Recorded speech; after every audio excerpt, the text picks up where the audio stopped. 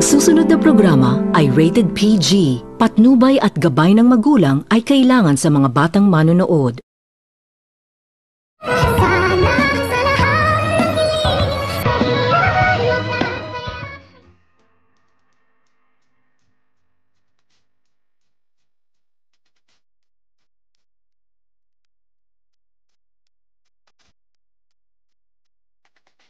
Nagtatalon itong si Annalyn sa tuwa pagkatapos nitong makita ni Annalyn na gising na ang kanyang lulu, kung kaya't labis-labis naman din itong nagpapasalamat itong si Annalyn na hindi umano nito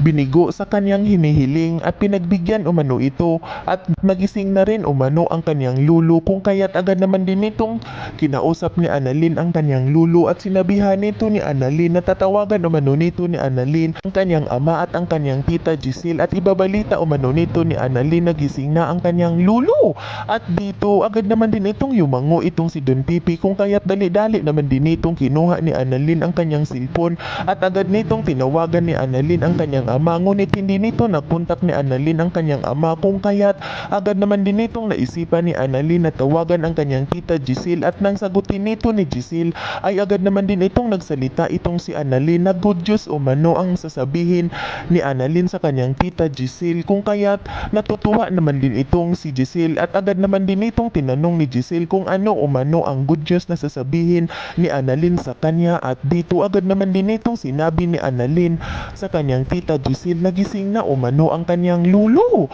kung kaya't labis-labis naman din itong natutuwa itong si Giselle sa katotohanan ng kanyang nalalaman nagising na umano ang kanilang papa, kung kaya't nagtatalo naman din itong si Giselle sa tuwa nang malaman nito nagising na ang kanilang papa at may pag-asa na umano na malaman na nila ang katotohanan kung sino umano ang may gawa sa kanilang ama. At dito agad naman din itong sinabihan ni Annalyn ang kanyang tita Giselle na tama umano siya at malalaman na rin umano nila kung sino umano ang gumawa sa kanyang lulu at mapaparosahan na umano ito. At habang magkausap itong dalawa ay agad naman din itong napalingon si Annalyn nang magsalita ang kanyang lulu at hinanap nito ng kanyang lulu ang kanyang kapatid na itong si Zoe, kung kaya't agad naman din itong sinabihan ni Annalyn itong kanyang tita Giselle na sino umano nila ang kanilang usapan, kung kaya't agad naman din itong sinabihan ni Giselle ang kanyang pamangkin na punta na rin umano itong si Giselle upang makita at makausap ang kanilang ama na gising na.